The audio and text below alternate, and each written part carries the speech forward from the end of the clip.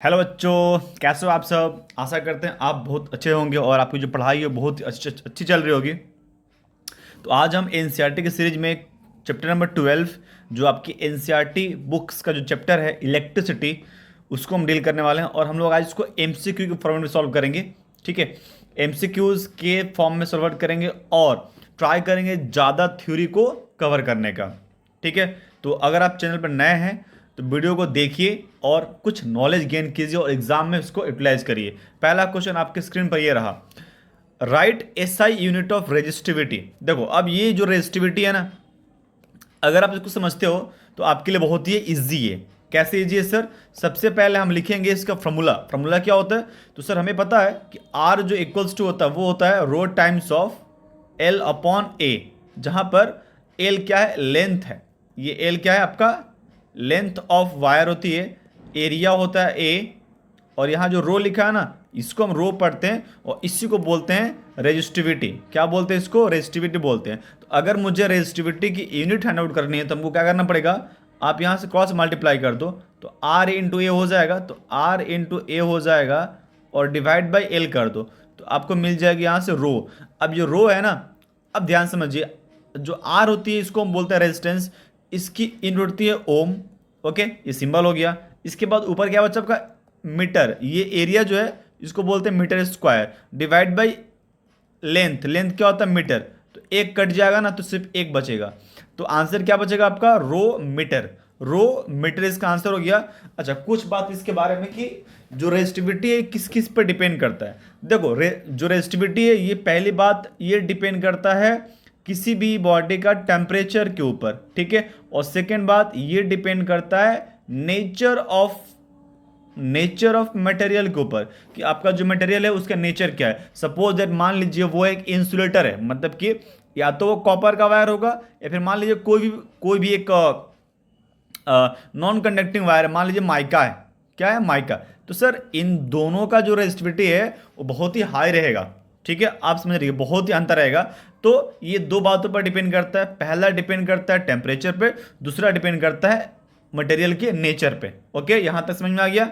चलिए नेक्स्ट, अगला क्वेश्चन।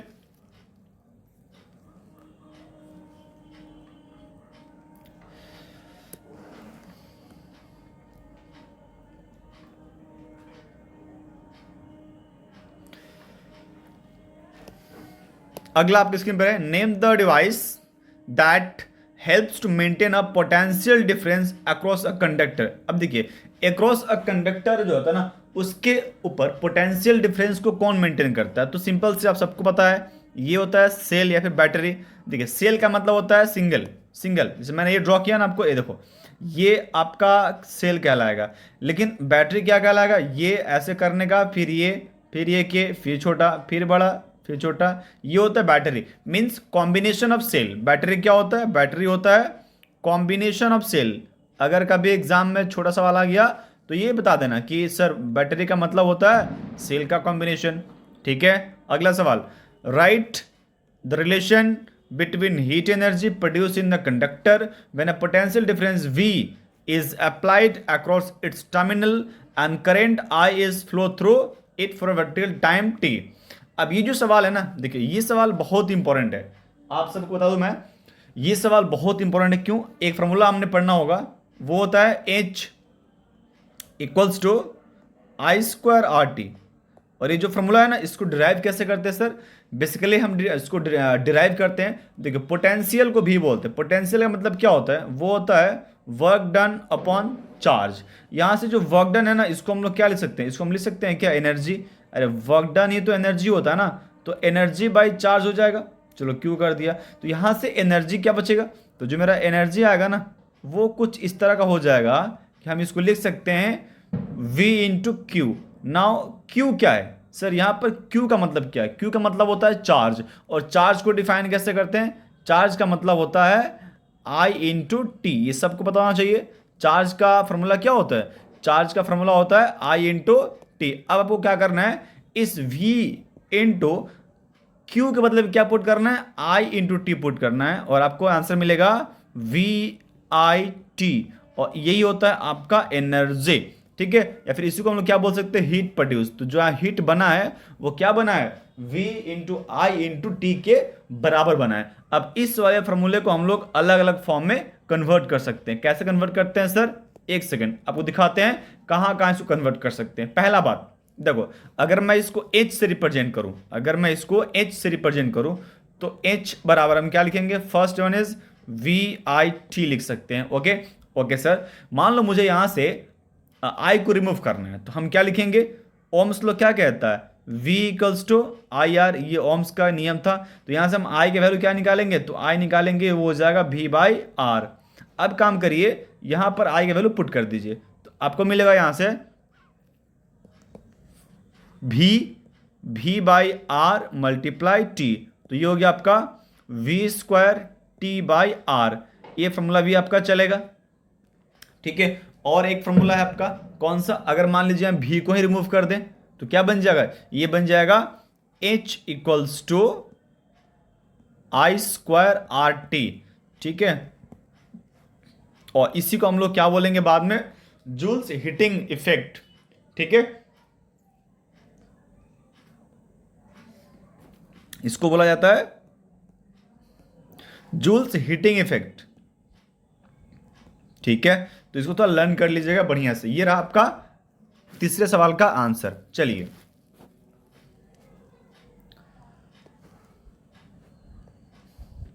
अब बढ़ेंगे हम लोग अगले क्वेश्चन की तरफ। जो अगला क्वेश्चन है आपके स्क्रीन पर है, इसको ध्यान से पढ़िए पहले।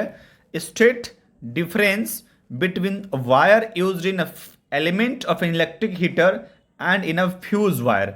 अब देखिए, ये आपसे जानना चाहता है बेसिकली कि आप फ्यूज वायर से क्या समझते हो, या फिर जो नॉर्मल वायर आप यूज करते हो इसका मीनिंग क्या है सर? देखिए दो बातें। पहली बात, यहां पर आपका एक हीटर है ना, ये ना आपका इलेक्ट्रिक हीटर है, और एक है यहाँ पर फ्यूज। तो इलेक्ट्रिक हीटर का बेसिकली काम होता है हीट को जनरेट करना। इसका काम क्या होता है? हीट को जनरेट करना होता है। मतलब हम चाहते हैं कि ज़्यादा हीट जनरेट करें, ठीक है, और ये पिघले ना, मतलब ये मेल्ट भी ना हो। मेल्टिंग पॉइंट क्या हो, उसको बोलेंगे मेल्ट ये ना हो। लेकिन फ्यूज का काम कुछ अलग होता है।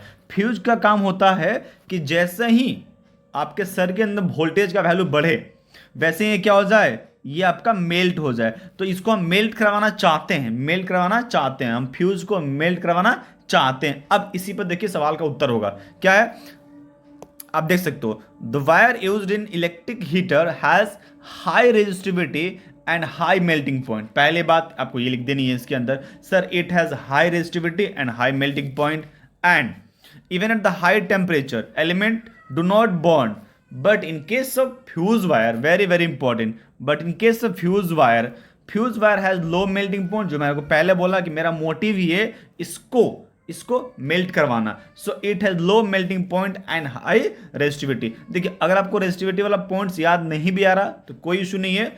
आप यहाँ पर दो चीज देखो, बेसिक डिफरेंस क्या पूछा है? डिफरेंस पूछा है आप में ना, यहां पर तो डिफरेंस पूछ रहा है ना, तो हम इस वाले पॉइंट को नहीं लिखें तो भी मेरा काम चलेगा। हमको लिखना क्या सर कि पहले वाला केस में जो कि हीटर का केस था, यहां पर मेल्टिंग पॉइंट बहुत ही हाई होता है और ये मेल्ट नहीं होता है, but in case of fuse wire इसका मेल्टिंग पॉइंट बहुत ही कम होता है। आप कमेंट बॉक्स में कमेंट कर सकते हो कि जो फ्यूज वायर है ना वो किसका बना होता है, किसका बना होता है, ठीक है। मैं आपको हिंट दे रहा हूं, एक ये इसमें पहला जो एलिमेंट है वो होता है टीन, जो दूसरा एलिमेंट है आपको कमेंट बॉक्स में कमेंट करना है, ठीक है। चलिए अगला सवाल आपके स्क्रीन पर,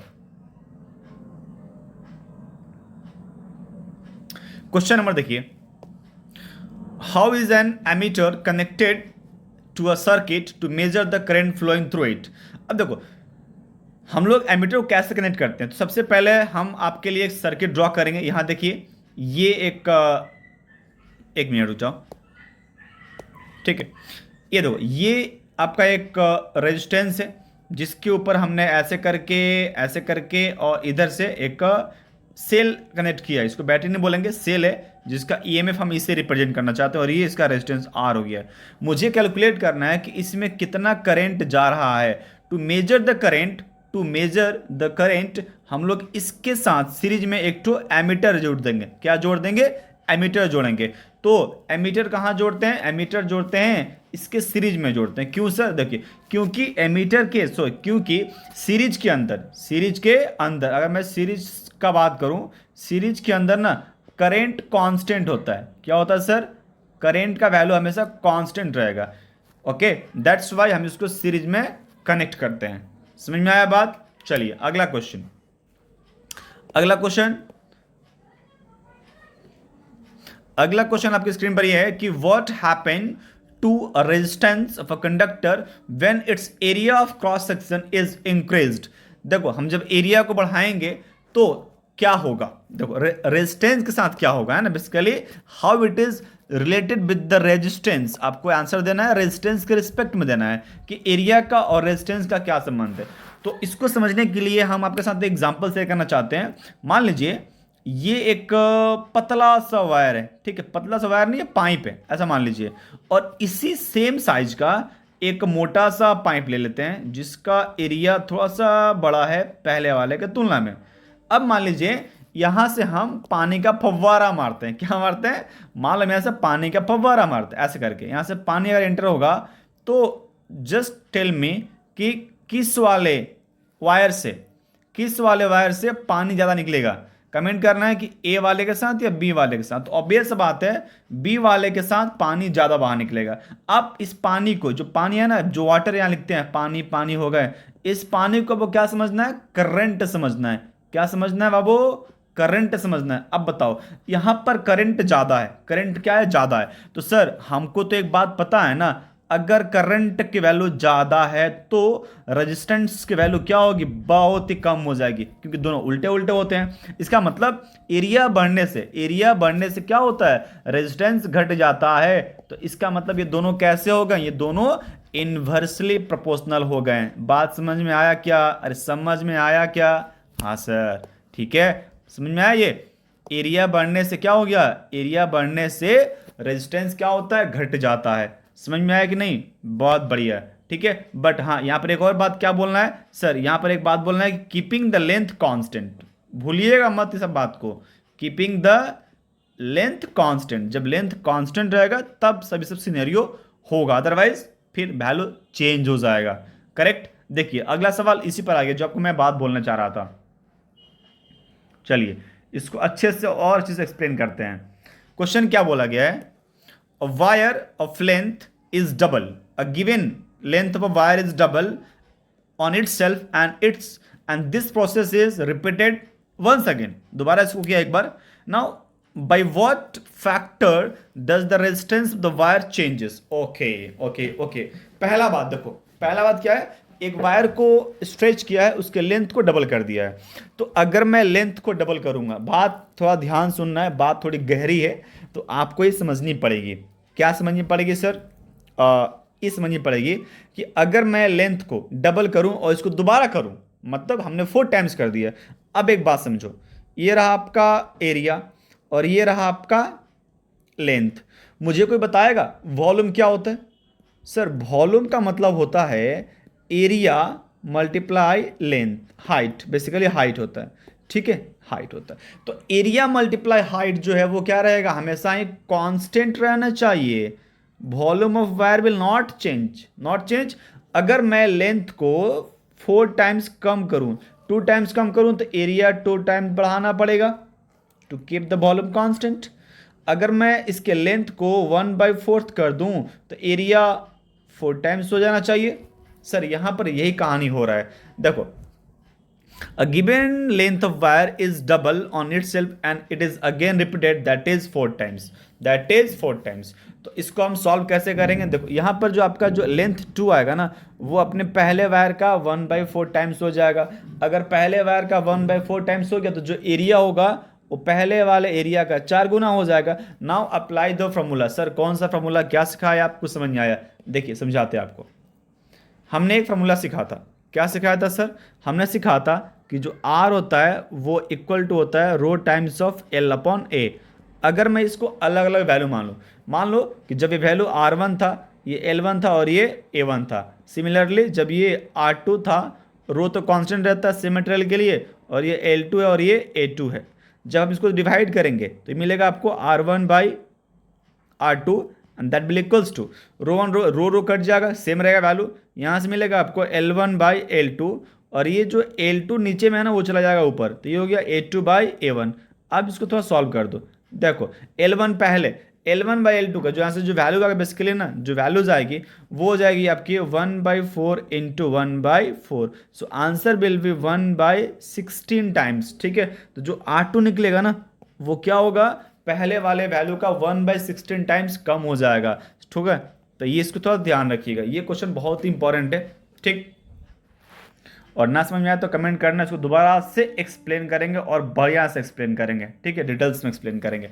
चलो अगला सवाल, two resistors, one is 10 ohm and other is 15 ohm are connected in series to a battery of 6 volt. बहुत बढ़िया। How can the value of current passing through them will compared. Okay okay okay, basically आपको current का value पता करना है ना, और कहाँ पता करना सर, सीरीज में पता करना है। तो कुछ देर पहले मैंने कहा था, क्या कहा था, कि अगर सीरीज है, क्या है सर, अगर सीरीज है तो क्या होता है सर, करंट की वैल्यू हमेशा ही कांस्टेंट रहती है। क्या रहती है, कांस्टेंट रहती है। अब इनको सीरीज में ऐड किया है, इसका मतलब current in 10 ohm resistance and current in 15 ohm resistance will be same sir, यहाँ भी 1 यहाँ भी 1, so ratio will be 1:1। Correct है कि नहीं है, मतलब जो भी रहेगा सेम रहेगा, तो इतना कुछ सोचना ही नहीं है। So in series current, same current flow through the each resistor, so the ratio is 1:1। बात समझ में आया क्या, अरे बात समझ में आया क्या, बिल्कुल आया। चलो आगे बढ़ते हैं। अगला सवाल आपके थोबड़े पे ये रहा। ठीक है, अच्छे से पढ़ो, इसको ध्यान से पढ़ो, ये आपको 2 मार्क्स दिला सकता है। क्या है, हाँ यहाँ इसको तो आंसर नहीं है। देखो, wire of resistance 20 ohm is bent to form a closed square. What is the resistance across diagonal of the square? मस्त क्वेश्चन है। देखो सवाल बोलना क्या चाहता है ना, कि एक वायर है, ये रहा आपका वायर, इसका रेजिस्टेंस कितना है सर, 20 ओम है। अब इसको एक स्क्वायर फॉर्म में कन्वर्ट कर दिया, इसका मतलब it will look like this this this this, देखिए ऐसा। अब क्या होगा, ये वायर ऑफ 20 इज बेंट, इसको 4 भाग में डिवाइड किया है, तो ये एक एक कितना बन जाएगा, ये होगा एक 5, ये हो गया 5 5 और ये 5, सारे 5 हो गए। आपसे बोलना चाहता है किसी एक डायगोनल के क्रॉस, तो दिस इज को डायगोनल ना सर, इसके मान लेते हैं ये ए और ये बी है। अब ध्यान समझिए कि ये जो वायर है ना एक सेम वायर है, इसका मतलब इन दोनों को जोड़ दीजिए, सीरीज में हो गया ना, ये हो गया 10, यहाँ भी सेम है, ये भी हो गया आपका 10। अब ये एक्चुअल में क्या दिखेगा, ये आपको दिखेगा एक वायर ऐसा है जिसका 10 ओम यहाँ से लगा हुआ है और 10 ओम यहाँ से लगा हुआ है, ये दोनों किस में है सर, दोनों ये पैरेलल में है। तो हम निकाल लेंगे फार्मूला क्या है पैरेलल का, सो 1/RP पैरेलल इक्वल्स टू 1/10 पहला वाला, फिर 1/10 दूसरा वाला, दोनों का एलसीएम 10 आएगा, तो 1 + 1 ये हो जाएगा आपका 2/10। इसको उल्टा कर देंगे तो आरपी का वैल्यू कितना आ जाएगा, 10/2, जो कि 5 ओम के बराबर है। तो इसका आंसर कितना हो जाएगा सर, इसका आंसर हो जाएगा 5 ओम। ठीक है, देखिए यहाँ पर सॉल्व भी कर दिया गया है। ठीक है, ये आपको सवाल समझ आता है कि जब ये 20 ओम का था ना ये वायर, तो मान लो इसका 20 लेंथ ही है, इसको हम ऐसे 4 भागों में लपेट दिए, तो एक एक पार्ट कितना का बनेगा, 5 का बनेगा। अब यहाँ से आपको कोई भी एक डायगोनल, मान लो ये हो चाहे ये हो या फिर ए हो चाहे सी हो, को रिस्पेक्ट में कितना आएगा, ये दोनों वायर सेम वायर है, तो सेम वायर मतलब सीरीज हो गया। ये क्या हो गया सर, सीरीज हो गया। जो भी बोल रहे हैं ध्यान से सुनिएगा ना, तो आप एग्जाम में परफॉर्म करके आइएगा, परफॉर्मेंस मैटर करता है भाई। ठीक है, चलो अब ये सवाल देखिए, न्यूमेरिकल टाइप्स क्वेश्चन से, तो एक काम करते हैं इस वाले को यहीं तक रखते हैं। अगर आपको वीडियो अच्छी लगी हो तो हमें एक बार लाइक भी कर दो यार, ठीक है, और सब्सक्राइब करके शेयर करना मत भूलना। ठीक है, सब कुछ करो चाहे ना करो, लेकिन शेयर करो अपने दोस्तों के साथ। चलिए, ये बात मार्केट में आनी चाहिए कि हम भी मार्केट